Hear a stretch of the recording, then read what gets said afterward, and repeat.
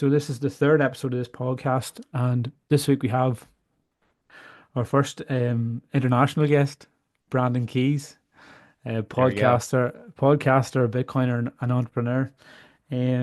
So you have Green Candle Investments, um, the State of Bitcoin podcast, and also the Macro Insights podcast.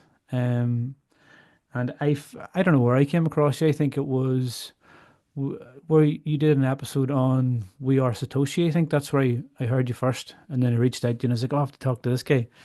But we were just chatting there um, about you're now a full-time podcaster, and I was Yep. saying that must be stressful, but I'm only 3 episodes in and I'm stressing out already, trying to get stuff to work.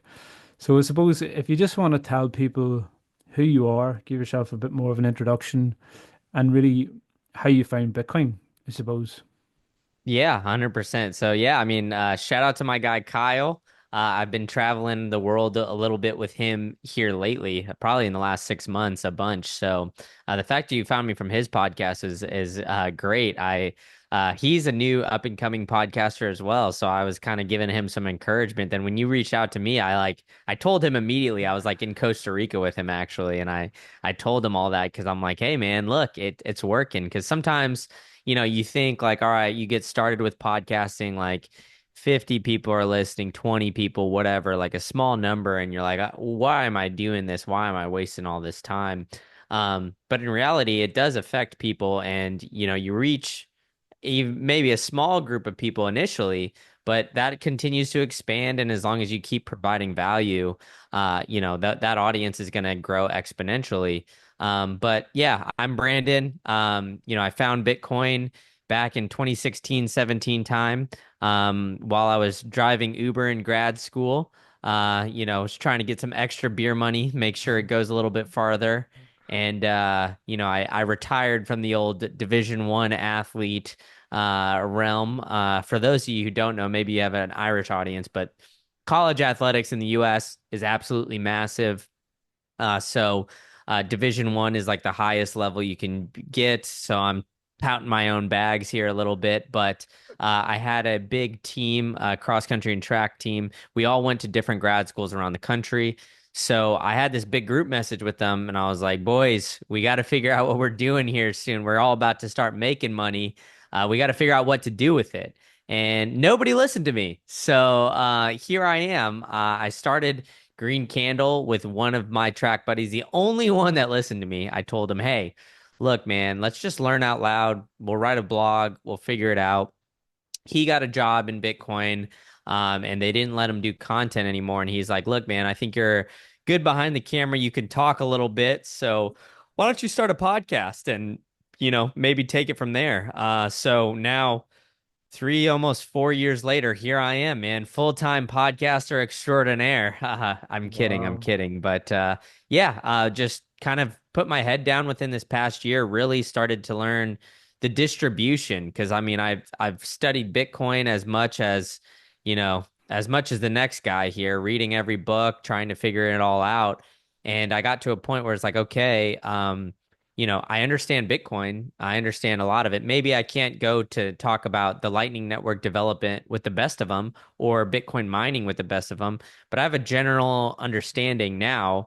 Now I need to figure out how to get that word out to the masses. So what I've Mhm. actually really started been doing is starting to study social media, which kind of makes you figure out like people and why, these social media platforms have been able to keep people so long onto a certain topic, which I think is helping me orange pill people and kind of get farther along that way. But anyway, long-winded answer to tell you, I found Bitcoin because I wanted extra beer money initially in college, and then I started Green Candle because as you guys all can tell, I like to blow hot air into a microphone. Brilliant. Um, yeah, so we were talking just before we went live in the podcast there. You were saying that you were doing some Spanish lessons, and we had that in common. I was doing some Spanish lessons too, but you were saying that you actually spent some time living in South America. And I've noticed that quite a bit with listening to different podcasts and listening to the Bitcoiners now. A lot of people seem to be, spending their time in other places, people are moving from maybe going from America or Canada going to South America. And a lot of people here are maybe, going to different countries in Europe like Switzerland and stuff. And it seems to be they're going places that are more Bitcoin friendly, would you say? Is that kind of what's happening, or is it? Yes and no. I mean, like the United States, like especially now with, Trump getting in office, is very Bitcoin friendly. The reasoning I think for a lot of people in the US to go to, say, Latin America is simply the expense. Like I was speaking at a conference, Bitcoin Medellin, so shout out to John and the organizers out there, but I was going there for that conference mid-January, so I figured why not go spend the whole month down there. I've heard good things. I'll go live in Medellin for a little bit, and figure it out. And it's four times cheaper there than it is in the United States. So as like a new entrepreneur, if you could take your business anywhere, which, a lot of Bitcoiners have kind of realized like, okay, I could live online or, do whatever it is remotely. And that's kind of the beauty of Bitcoin. I don't necessarily need a bank account. In whatever country I'm in, I can figure it out. All these different things kind of just I think have expanded and opened people's mind to allow them to say, hey, I don't necessarily have to live in the country I grew up in, right? I Mm, mean, I know it's very common in Europe to be like, oh, I'm yeah, Irish. I'm gonna go live in the UK or go live in, Spain or wherever it is. Whereas in the US, like I grew up in Texas, a very big state. Majority of the people I grew up with still in Texas. Like all of my little brother actually left. He's one of the other few that I know, and he's in Chicago, but I'm in Florida now, and like that, just doing that move is very uncommon for Americans. So it's even more uncommon to go to live in a different country and do it for like months on end. So I think it really opens your eyes to like different cultures. And once you kind of figure out like, hey, I can make money wherever, and utilize Bitcoin and save in Bitcoin, it opens so many more doors for you that you just wouldn't have initially expected. I think that's one of the things that's really missed with all of this. You kind of get in the rat race of the 9 to 5, and you think, oh, my retirement savings are never going to be, they're going to be dwindling. I got my 401k or whatever, maybe the retirement plan is where you guys are at. But, in reality, one of the biggest topics in Bitcoin podcasts is how much Bitcoin do you need to retire? And if you really yeah. break it all down, you could think like that zero point 0.1 or 0.01 Bitcoin might be enough, which right now is like 800 to $8,000. And Mhm. okay, maybe $8,000 sounds like a lot right now, but if you think about how much money you're going to put into your retirement savings over time, all you got to do is, okay, I got to figure out a way to get zero point 0.1 Bitcoin or zero point zero 0.01 Bitcoin, $800. I got to figure out how to do that and just hold it. It really unlocks a lot more things than you never really anticipated.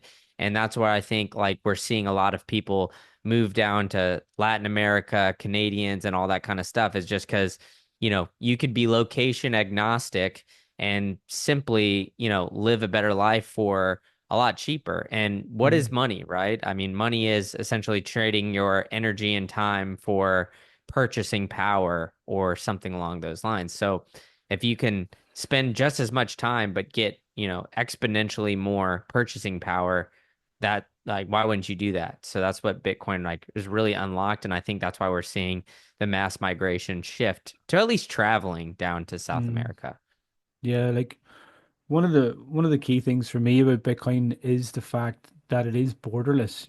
Like I suppose when I try to explain it to my friends or people that are just they maybe still think, oh, Bitcoin's this scam thing. They're not on board with Bitcoin at all. But when I try to explain to them, I can take my Bitcoin anywhere in the world with me, even to the point where I've tried to explain it. Like if I just remember my phrase, my backup phrase, I can literally I am my Bitcoin. And then I kind of lose them because I love the whole philosophical side of it too. But that's one of the key things is that it's borderless. So. Um, I can take that anywhere in the world. And then it leaves me in a position where, like, if my country, so the country that I'm in now, I'm in Ireland at the minute, but I'm in the north of Ireland, so it's kind of under the jurisdiction of the UK. So it's like the tax laws in the UK and stuff affect me. Um, so it's like if the tax laws are unfavorable towards me, I have the option to just go anywhere in the world that I want and take my Bitcoin with me. And you can't do that with traditional finance, or, like, if you're wealthy, say, and you want to just relocate, like, if let's say you have your wealth stored in gold or something, and you want to relocate that, that's an insane amount of expense to transport that gold to another country. And that's when I heard Michael Saylor talking about this, transporting gold across the world, and how Bitcoin was 1,000 times better. I was like, oh my God, this is, wealthy people are going to catch on to this, and then it's going to, uh, hyper Bitcoinization is going to take over. That's when I was like, once the wealthy people figure this out, everybody's going to want to own Bitcoin, and I already have a little bit, so it's obviously going to make mine more valuable.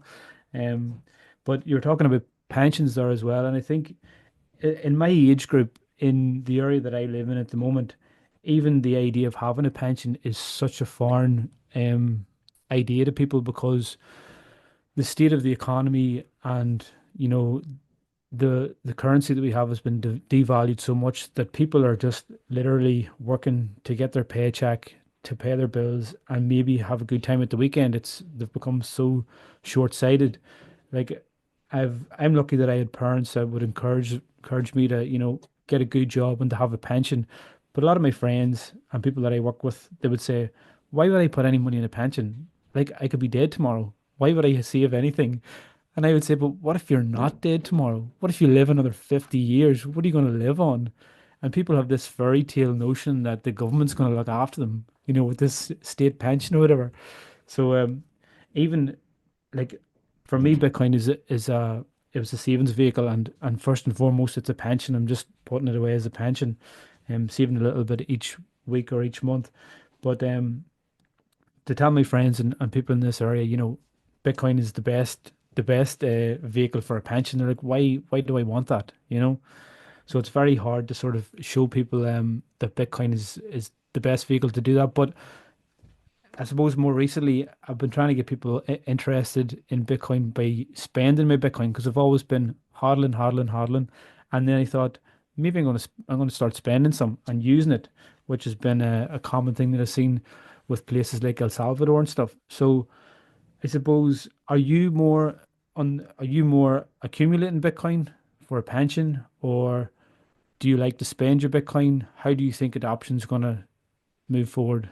Yeah, so I mean, like I run my business, right? I mean, I get paid in Bitcoin somewhat from some of my sponsors, and then I pay my editors in Bitcoin because simply like it's just not easy to transfer banks to an editor in Pakistan or El Salvador or wherever they're at. It just doesn't make sense, right? So it's Mm, a lot easier to just send them Bitcoin because of like you said, it's that borderless payment. But like what I truly believe is like in the United States, like in the UK, in some of these areas, it's a different conversation for orange pilling, right? I mean, let's face it, the United States has the dollar, right? The UK, you guys have the pound.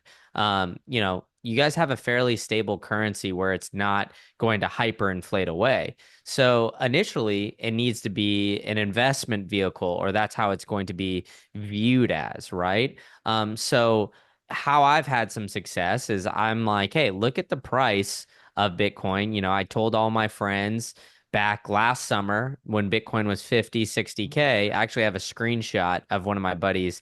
He putting it in quotes, like sarcastically saying, oh, Bitcoin's going to hit 100K when it's like crashing to 50K.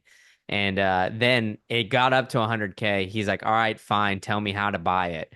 And then now it's down, but I've gotten to him enough where he's like, okay, like I just want to accumulate more.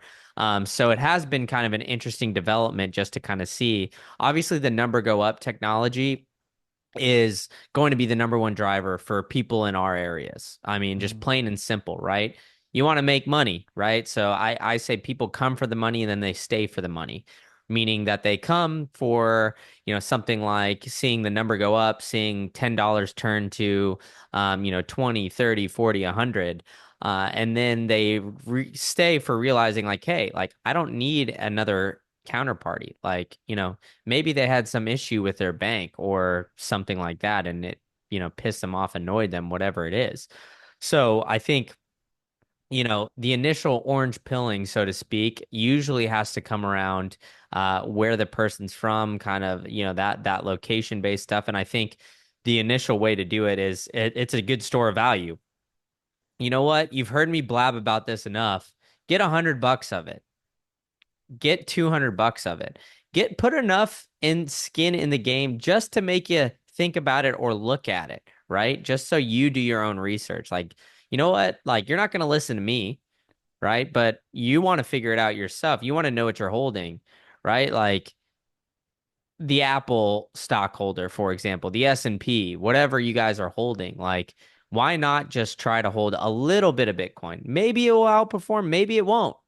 But all I know is within a 4 year period of time, if you can hold on to it that long, if you're investing somewhat a little bit, that Bitcoin is going to significantly outperform majority of all other investments. And on top of that, we're having governments around the world start to invest in Bitcoin, including the United States. So say what you want about Trump, but the United States, big, big, giant government. Some say the biggest in the world, right? One of the biggest economy in the world is now looking at Bitcoin. There's rumors of China looking at Bitcoin. There's rumors of Saudi Arabia and all these other countries looking at Bitcoin. Hell, England, UK. You guys are the third largest holders in Bitcoin of any country in the world, right? So, on top of all that, countries are doing it. And then you have BlackRock, the biggest money manager in the world, continually saying, that they're going to buy Bitcoin. Sure, maybe it's pumping his own bags, but really, like, sit back and think. Like, unless you are somebody that is actively researching all different kinds of investments day in and day out, do you really think you're going to beat the United States government, the biggest money managers in the world, and like millions of people around the globe who are kind of on this? Like, at this point in time, you've heard about Bitcoin, right? Somebody has told you about it, right? It's on you in order to really do your research and understand why people are on to Bitcoin. And when you do that research, don't skimp out. Don't, think, okay, well, I've found Bitcoin. Maybe what is this other coin or anything else? Figure out what makes Bitcoin truly unique. And then once you find that out, then you'll be a full-fledged Bitcoin maxi. But it all starts with you doing your own research and figuring it out, right? I mean, I can tell you here, Connor can tell you here enough, like, hey, it's Bitcoin, it's borderless, it's truly the only one that's decentralized. All these other things. Just look at the writing on the wall, right? Yeah. If you don't trust Trump, if you don't trust all of these things, if you don't trust CEOs, if you don't trust big business, look at Bitcoin. Bitcoin has no CEO, no marketing company. It just has a lot of people who have found it and decide to blow hot air into a microphone and try to tell you like, hey, you need to get in on this. So Yeah. maybe you should listen. Yeah. Yeah. Like I suppose now when you look at the whole environment, the macro environment around Bitcoin, like it's never been easier for people to find out information on Bitcoin and to, I suppose, in a way, trust it because you've got, like you said, nation states talking about it, saying it's good, banks and investment institutions and the likes of BlackRock. And when I started looking at Bitcoin, like a lot of people, I came at it from the point of view of this is a scam and I'm going to prove to everybody that it's a scam. So that's where I was coming at it from that angle. And it was then I started to learn about it a bit. And at that time I learned about all of, the FUD, the fear, uncertainty, and doubt that was being spread. And I think at that time, um China were saying they were banning it. Remember they banned all the miners and then the miners just left. China was banning it, and there's a lot of stuff happening in the news. And at that moment, only I had found a mentor who taught me the basics about Bitcoin and said, "Look, this is what these people are saying because they're incentivized to tell you this because they don't want you to own Bitcoin." And once I understood that, then I seen all these headlines and things happening, and everywhere I looked, people were telling me Bitcoin is bad, don't own Bitcoin, it's a scam, and I was like. there's a lot of these big institutions that I don't trust, and they're all telling me not to own Bitcoin. So maybe I should own some Bitcoin. And and as the price went up, and I learned, like you said, once I had a bit, I started to become more interested. I started reading articles that came up and reading books then and listening to other podcasts, and I started to become more interested in it, and I learned more and more and more, and then my confidence just grew in it. And I remember the price went down to, I think it was like, I'm not sure if it was dollars or pounds. It went down to like 14,000. And I remember my father-in-law was telling my wife, that's the end of Bitcoin. Tell him to sell his Bitcoin. And I was like, you're just looking at the price, the same as everybody else, but I've done the work and I understand the value, and the price has absolutely nothing to do with the value of this thing. Um, and that's when it, then when obviously when it started, when I seen that through and it started to come back up again, I was like, okay, I think it was maybe halfway through a cycle there, and I was like, okay, I really trust this thing, you know. But now it's never been easier. Um, Yeah. No, I mean, yeah, I have a similar story. I guess I'll shed some light on it. Is when I first kind of started Green Candle, or maybe even a little bit before, I was dating this girl. I ended up dating her for 2.5 years. So, um, but it ended up not working out. Anyway, long story short, maybe this was the first giant red flag, and I should have ran for the hills at this one. But, obviously, tongue in cheek, nothing bad to say, yada yada yada. Anyway, the whole point of this story is that a lot of people who don't understand the investments are going to tell you to get out. I had a girlfriend at the time watch Bitcoin. It was like floating from eight to $12,000, pre-COVID. Uh, and then you see the COVID crash where it crashed to 4,000, maybe even under. I think it got a little bit under. And she came to me. I didn't tell her I was buying Bitcoin because, we had just started dating at that point.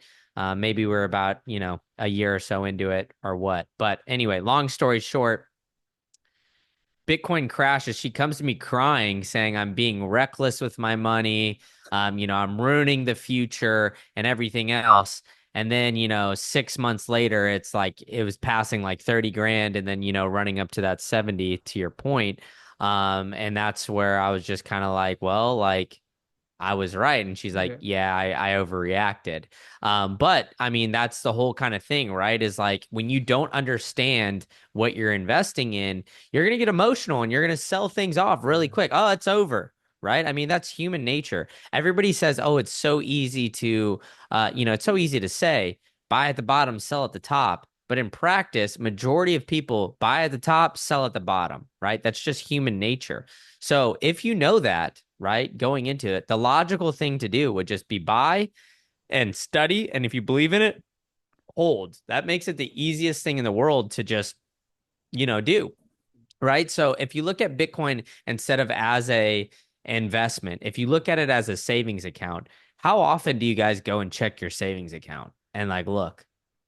I mean, I don't, right? Like I look at it maybe like, oh yeah, there's still that, 2,000, 5,000, $10,000 in there, whatever it is. Like, sure, it's still there. It didn't move anywhere. The numbers on the screen are still there. It's the same thing with Bitcoin. Like, the more you look at the price, you focus on the daily upswings, downswings, you're going to drive yourself crazy. So that's why I encourage you to just buy a little bit. You could buy even just $1 worth, $10 worth, wherever your financial position is, just enough to kind of peek at it, see, and then do a little bit more research. And then over time, maybe listen to a podcast here, what Connor's doing, maybe listen to another podcast. I got orange pilled through podcasts through Preston Pish, and his great show. We've got other shows. Connor said he found me through the We Are Satoshi podcast. So that was another one, maybe you listen to my show, but find somebody that you resonate with and, listen in and see if it makes sense, it understands. And a lot of these guys in the Bitcoin space really want you to understand. So feel free to reach out too. I mean, I know Connor reached out to me for this and I said, sure, man, let's do it. yeah, So, it's I think majority of people in Bitcoin are fairly open and they want you to figure it out. yeah. So yeah, reach out That's with any of your questions. definitely, that's the great thing that I find about being part of a Bitcoin community. Um, it's because, like, for me, I was never ever really the type of person that was into like small talk or talking about the weather. I wanted to talk about like important things, you know. like what happens when we die and all this sort of stuff. I'm not into small talk. I'll do it, but it's kind of forced. I don't really like doing it. But I find that with Bitcoiners, we know that, if you've been in Bitcoin for a certain period of time, you know that people have done their work. You know that they've come through this journey, and we sort of have this common ground, and we already have something in common, which is great because you're not starting from zero. We all have we've put the work in, and so we have that in common. And I think that everybody in Bitcoin who's gone through some of that journey, if they see people just starting out, we want to help them and say, come on. But you can't be too forceful either because you might spook them. So it's just like you're saying, maybe you just want to buy a little bit of this and ignore the price and just try and accumulate actual Satoshis rather than, looking at the price going up and down. And then like people in my position, they can reach out to you or people who are further ahead of me and I can say, um, let's have a chat or can you help me out with this? I'm trying to figure this thing out. And everybody wants to help each other. And when I'm thinking about Bitcoin as well, like my first plan was a 4-year plan. That's to prove that it wasn't a scam, and then it stretched out to a 10-year plan, and it was more of a pension retire early plan. And then now it's like when I think about Bitcoin, I'm like, what can this thing do in 1,000 years? I suppose that's from listening to Michael Saylor, But I definitely see Bitcoin fixing a lot of the problems in the world with like, bad, low quality food, low quality housing, just low substandard living and I think all of that comes from the broken money system that we have. And so when I'm thinking about Bitcoin in the future, I'm thinking about, you know, when everybody has the free time to get up in the morning and do whatever they want and discover what they enjoy doing and, do more of what they love doing and everybody's happy. Like that's the perfect world. Like if you ask me what was the perfect world, what would it look like? That's what it would look like. And that's how I would be living. And for me, getting up in the morning and being able to do whatever I want with my day, that's true wealth. And it's unbelievable that you only need to own a small amount of Bitcoin. And once we get a certain amount of the population all on this journey, that could be a reality. That's why I'm so passionate about it. It's not for me. It's not like let's get a bit of Bitcoin and watch the number go up and sell it, and then buy a Ferrari. That's not what it's about. So when people understand or when people find out that I'm a Bitcoiner and they ask me questions like, when are you going to sell your Bitcoin? And try and explain to them that I'm never going to sell it, you know, they just don't understand. So that's why I decided to do the podcast and let people listen in to have, Bitcoiners having a conversation so they can understand that there's a deeper side to this as well as, the number go up like. Yeah, and I think like, I never really fault too many people for selling their Bitcoin either. Because like, if you truly believe Bitcoin is money, right? Like you're saving your money to maybe have yourself have a better life. Like, maybe you want to I had a buddy, he's a pedicabber in Austin. So for those of you who don't know, it basically means he's instead of like driving an actual taxi, he has a bike with like a carriage in the back that can carry like three people maybe. Three people, it's a little bit of a squeeze, but you can, right? So he goes and just does that for like cash tips, like all around downtown Austin. He's done that and he does, it's $20 per ride or whatever, and then it's 15 if you pay in Bitcoin. Of course, he doesn't get paid too much in Bitcoin, but he saves all of the ones that he's been paid in Bitcoin. He saves those for years at a time. So with this new pump, he's a pedicabber. He's bought a new house. He's fully renovated his backyard, gotten a pool. He has like, he's married and, his wife is very happy. And he has the time of his life going to pedicab. And on days that he doesn't want to work, he doesn't work. Like, on some of the terrible, like crazy downtown Austin, parties and things like that where people are crazy, they're acting very rude. Maybe they're so drunk they're throwing up on these pedicabs. Like all of these people like that, are like he can avoid all of that, and exactly like you said, Connor, he could be happy with what he's doing. And it takes some selling, right? I think there's going to be more Yeah. products out there in the future where maybe you could borrow against your Bitcoin, so you don't necessarily need to take that tax hit. But I think at the end of the day, Bitcoin is money, and it truly like opens everything. It opens all the doors. Like I'm another perfect example right here, right? Like I'm sitting in this house here. It's a duplex, so it's a 2 unit, two family. I live in part of it and I rent out the other. Now, when I was in Colombia, traveling around South America, all these different places, I rented out both of the units. So I had extra cash flow coming in. And I used Bitcoin to help and save buy this house so I could put it over my head and have like a cash flowing asset. And then, on top of that, I have, because this appreciated so much, I was able to buy another house. And I'm 30 years old. It's not very common to have, the ability to buy two houses. And I'm not saying I had these super well-paying jobs or anything like that. I lived below my means. I saved in Bitcoin, and 4 years later, I was able to buy a house where many of my friends were like, "Oh, let me time the market, let me wait." So it just unlocks a lot different things, and it's also allowed me to quit my job and be an entrepreneur and chase a dream, and really kind of unlock that life where I can live wherever I'd like and I can travel wherever I'm like hell, Connor, if you want to invite me over for dinner tomorrow night, I can get on a plane right now and be there tomorrow. So Yeah, man. um it's all those different kind of things that Bitcoin has like truly unlocked. And it at the end of the day, I think everybody should be looking at it as money, whether it's you have like a spending account, saving account, all those kind of things, right? I don't know how old you are, Connor, but when I was growing up, my mom was like, "Oh, save your way to get wealthy."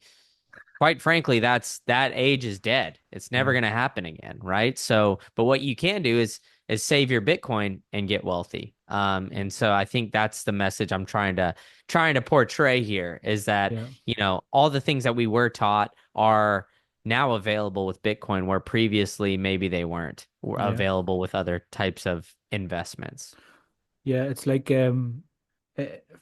for like my parents' generation, probably my grandparents' generation, it was very evident that people could, the man of the family could go to work and earn enough money to buy a house and support maybe a wife and two and a half kids. And that's just not possible today. And people think,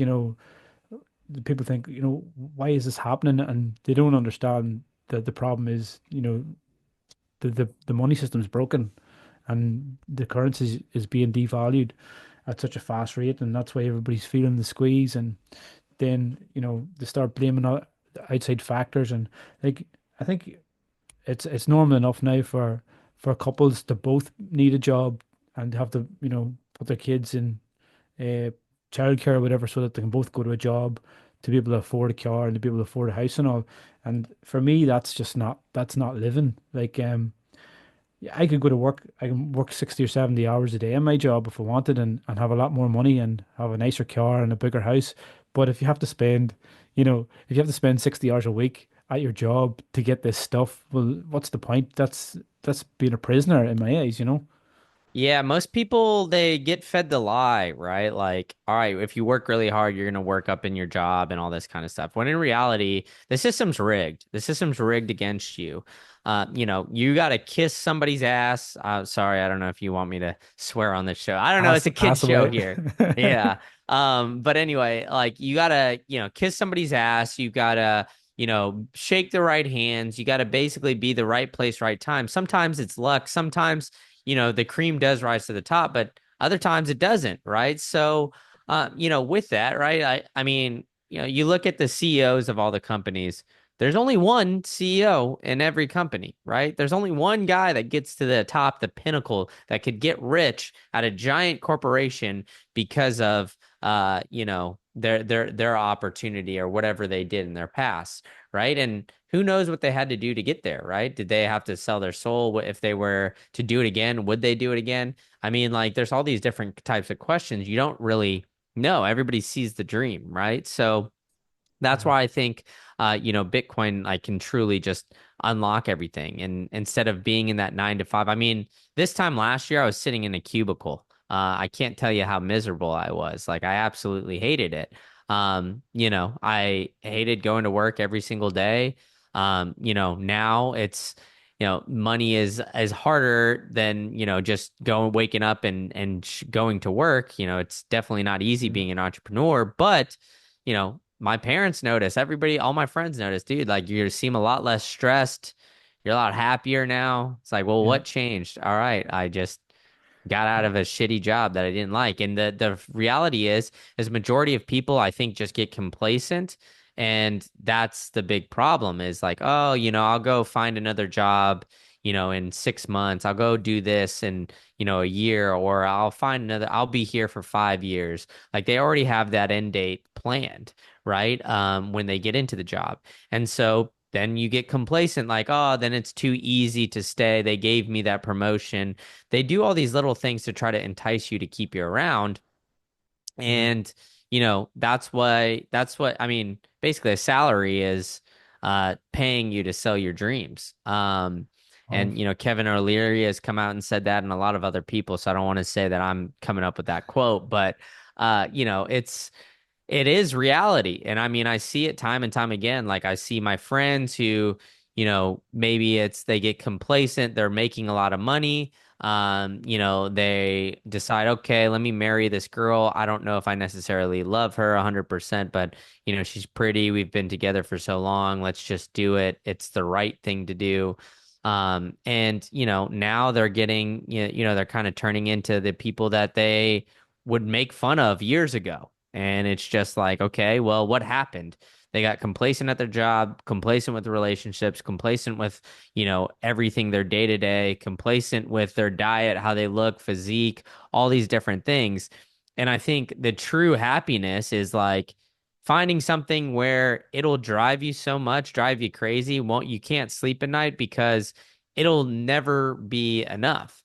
Like Matthew McConaughey has a great talk on saying like, somebody asked him, who's your hero? He's like, me in 10 years. And, then 10 years later, the guy comes up and asks him, okay, like, are you your hero yet? He said, hell no, I'm not even close. It's still me 10 years away. Like, I always want to strive to be better. And I think that that's the reality of happiness. And, Bitcoin allows you to kind of see that. Whereas, like, the fiat job makes you feel like, or the fiat rat race literally is a rat race. You're on a hamster wheel. You feel like harder you work, but you're going nowhere. And it just gets really depressing and it weighs on people over time. mm, And I think, what Bitcoin has allowed for me is to kind of see that there is more. There is a possibility. There is a chance to chase more and try to figure out more, yeah. get more assets, help out my family more, all these different kind of things, provide a better life. Um, Yeah. for my family and my dog who's sleeping here and hasn't worked a day in his life for the 8 years he's been alive. Oh, I always joke and yell at him like he needs to find a job or something like that. But either way, it's the same kind of deal, right? yeah. Like just don't. I think if you find something where like I said, Bitcoin gives you more time to allows you to find your true passion where you never feel satisfied. Yeah. And that's where I think the beauty of it is. And I think hopefully one day we'll revert all back to that. And if that Yeah. happens, I think we'll be in a much better place. That kind of sums it up there for what Bitcoin means to me. It's just I was stuck in the rat race, head down, got to work harder, need to work harder, get more, and then Bitcoin comes along and it's just like just lifts your head up and you realize, wow, there's this whole other world. Like I'm not anywhere near close to where I want to be with my Bitcoin journey or anything, but I'm kind of like that person. I see, the future that I want, and it's always been very clear in my mind. And I've been doing other things with, getting interested in stocks and shares and all that sort of stuff um, before I found Bitcoin, and Bitcoin's just kind of sped it up. It's just like a fast forward. It's like, okay, I have this idea of what I think is possible, but once I found Bitcoin, I'm like, okay, no, this is actually really possible, and it's actually a lot sooner than what I expected. So that's what it done for me. But I suppose we'll not keep it too much longer. But I just wanted to just touch on I suppose crypto, because here with people my age and younger people, crypto is the big thing and crypto trading. And then once I tell people it's I'm Bitcoin only, they said, but yeah, I'm just doing this, I'm just making this trade so I can accumulate more Bitcoin. And I'm like, just focus on Bitcoin and learn about Bitcoin. And once you understand it, you'll realize that everything else is just a distraction. So, would you have a message to anybody that's into crypto or into trading and who hasn't, I suppose, who's caught up in that whole world? What would you say to Yeah. that person? Yeah, so the percentages of successful day traders is less than 1%, right? So you're already starting off kind of on a bad note, right? Like most day traders are not successful. Most day traders lose money.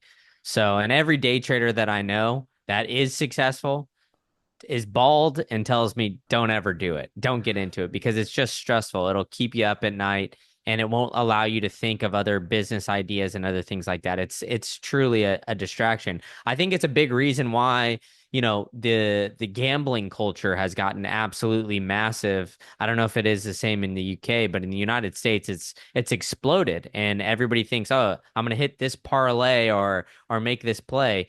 It's the same thing with crypto. It's the same thing with penny stocks in the stock market. It's the same thing with all of these things. It's just looking for the next big thing, the next get rich quick thing. And look, like I've done very well off, like for somebody my age. All I did was save in Bitcoin and wait. And you know what it allowed me to do? It allowed me to think, okay, when I get this money, what am I gonna do with it? What am I gonna like? Let's plan out how I want to see my life, in the next 5, 10, 20 years, and really think about other business ideas and everything like that. So it's opened up a lot more doors just simply because I don't have to have the bandwidth or the mental capacity being sucked out of thinking of what I actually want to do in order to be a day trader. And the reality is there's only one altcoin. I'll be nice and say altcoin.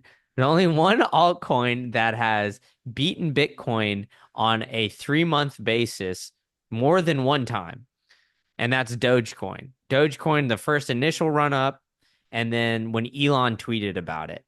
And Dogecoin openly is a meme, right? So the reality is majority of these coins are going to lose to Bitcoin in a 3-month period unless you find a diamond in the rough and you're able to do that, right?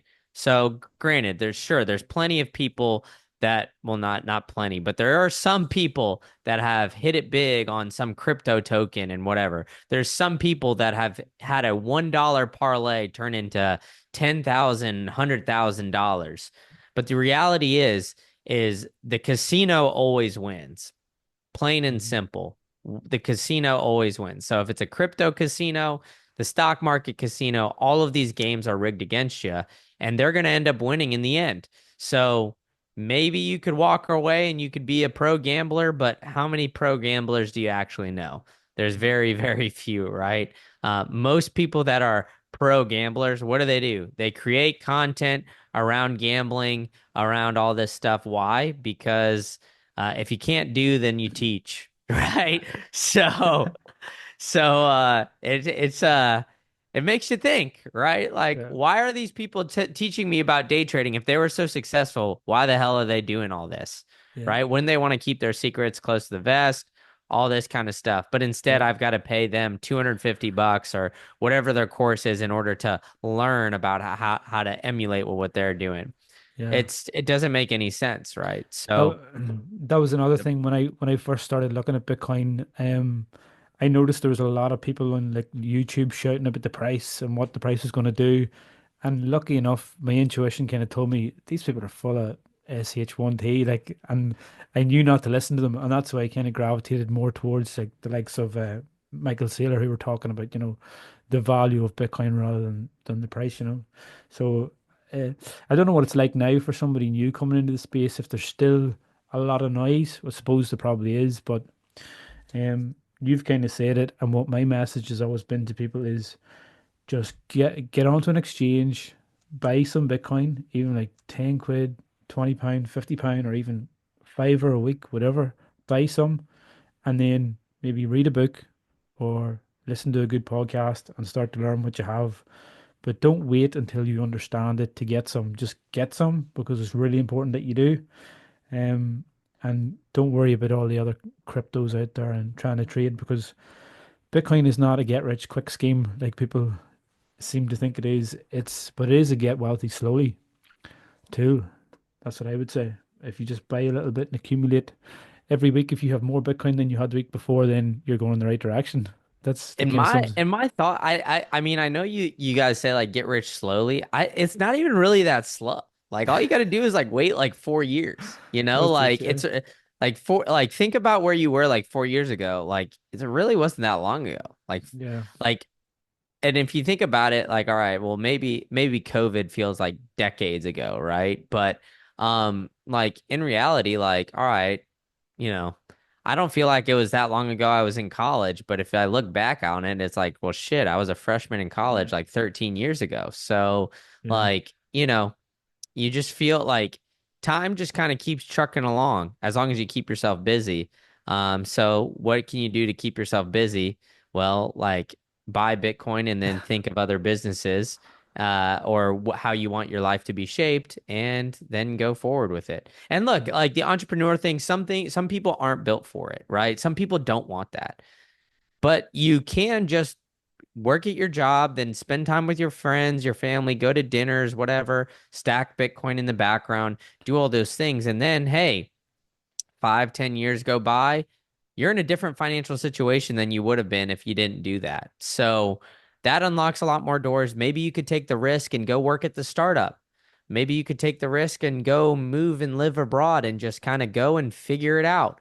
Like it provides that optionality. So I'm not Yeah. saying you guys all need to go and be entrepreneurs and, do all that. It just provides you with a unique different doors that you can walk through, and Yeah. it's up to you to make the decision once that time comes. Yeah. 100%. Yeah. It actually, Bitcoin actually, I was encouraged through a Bitcoin community to start a business, and ideally it was a way to earn Bitcoin. But I was able to start up a business, but unfortunately, I haven't figured out a way to get paid in Bitcoin. But it was only because I had Bitcoin that I was able to do that without feeling the pressure. I think because Bitcoin takes a little bit of pressure off, like you said, sometimes you can take a day off sick, or you can take your take a family member to an appointment, and you don't have to worry, oh, I'm going to miss a day of work. I'm going to not make as much money. I'm going to not be able to pay my bills. It gives you that little bit of a buffer. So I had enough that I was able to use some money um to start a business, and then to plan that out forward as well. So my idea is to be able to I love my job, so I want to still work in it for like 3 months of the year anyway, but the other nine I'm probably going to sit on a beach um and run my business from my laptop. So maybe Yeah. I'll meet you in Latin America somewhere. Yeah. But 100%. Yeah. I mean, like, I think like if you were to go down the street and ask somebody, hey, what would you rather do today? Go out on like I'm in Florida, so like go out on the boat with friends, grab a couple drinks, go enjoy the sunshine, or go sit in a cubicle for 8 hours. If you tell me that a majority of people are going to say go sit in a cubicle for 8 hours, you've lost your damn mind. yeah, So, I think majority of people just want to enjoy life, and that's what yeah. Bitcoin allows you to do. Yeah. And I think actually the whole for me I'm going down other rabbit holes now. So I've done the food and big pharma and carnivore and looked at all that stuff, and now I'm actually honing in on the education system, and I believe that the same people that give us the financial system give us the education system, and they've set it all up so that we are I suppose it's all against us from we set out in life, So we'll maybe talk about that on a different episode. Don't know what you think about Yeah, that. 100%. Yeah. Well, So yeah, man. Thank you. Thank you so much for having me. I really appreciate the time here. And no problem. yeah, like if you guys got any questions, feel free to check out my content, YouTube, Yeah. Green Candle, the Twitter account at Green Candle IT. And then hit up my Instagram too. I got keys open underscore doors. Hit me up on IG, man. I'm trying to grow that personal one. I'm going to be doing some travel vlogs kind of stuff. So take a peek into my life and follow me on Instagram. Yeah. Seen some cool pictures on there. Thank you. Yeah. Some adventures, man. Yeah. Yeah. Looks Yeah, good. I've been all over the place, man. So Yeah. yeah, come see what it's like to live on a Bitcoin standard and yeah, that's Brilliant. yeah, take a peek into everything. And then just before you go, do you have any, I suppose even for me and for anybody listening, do you have any recommendations of, say, podcasts apart from your own or books that people should maybe check out? Is there any books or educational Yeah, I content? think it really depends like where you're coming at. I think Bitcoin Standard is good, of course, that's a classic, but I also think like the Sovereign Individual is more for like people who are like really just kind of looking to be an independent type of person. I think that's a great book as well. Shout out to Lawrence Lepard. He's written The Big Print. That's a great one as well that kind of breaks down why the fiat industry is just crooked and everything else. So I think like, there's a lot of great books out there. You can't go wrong. Jeff Booth's Price of Tomorrow is another great one as well. So, I think those ones are great, not super technical and yeah, really break it down very easily. So whether you're looking at it from the money side, big print, Price of Tomorrow, Bitcoin Standard, or just like the individual, like kind of right side, I think The Sovereign Individual is a great book that even if you don't believe in Bitcoin, I think you should read. Yeah, the revolution side, would you say? Yeah, 100%. You see Bitcoin as the revolution, yeah?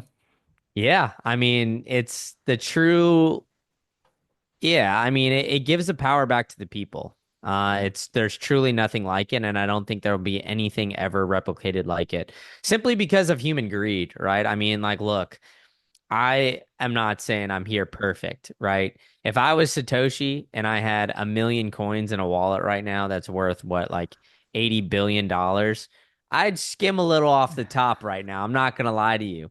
But those coins haven't moved. So either one, Satoshi's dead, two, Satoshi lost the keys, or three, Satoshi intentionally destroyed the keys because they didn't want to get, or him, she, the group of people, whatever, didn't want to be previed with all this. Yeah. So I mean, I know for myself, like, and you can see it with the millions of crypto tokens that pop up every single day. Like, people are greedy at the end of the day, and I think the true power of Bitcoin is that Satoshi walked away, and that's something that I don't think very many people have that capability to do. No, no. It's just human nature, isn't it? So there's something very special. That's what makes Bitcoin very special because he gave this gift to the world and then he just gave it to us and walked away. Something kind of spiritual about that, I suppose, as well. Um, so I think we'll wrap it up there. Will we? Thanks very much Yeah. for coming on. And hopefully, maybe we'll get you on again and talk about some of your adventures on IG. Yeah, there we go. Sounds good. Yeah, Brilliant. yeah. Feel free, man. Feel free to reach out and we'll have this discussion again and again. Good man, Brandon. Cheers. Cheers.